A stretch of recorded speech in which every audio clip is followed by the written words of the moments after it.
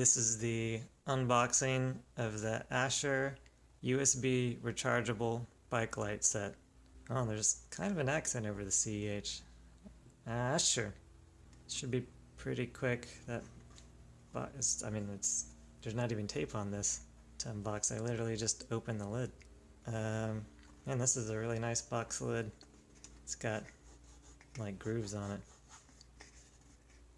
High quality box.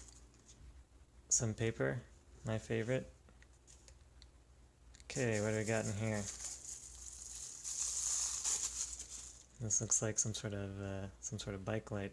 Maybe the front one. This looks like maybe a rear bike light. Have some USB cables.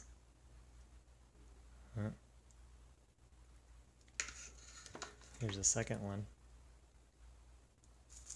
What is this?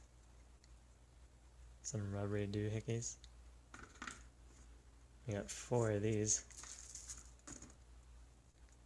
Okay, I'm gonna try to show how to clip this on. You know, you just... okay. Oh, I get it. Down in here. Oops, and oh, that turns it on. There's a button on the top. Okay. I think this thing goes in here. And then this clips here. Yeah, that looks like, I think that'll work.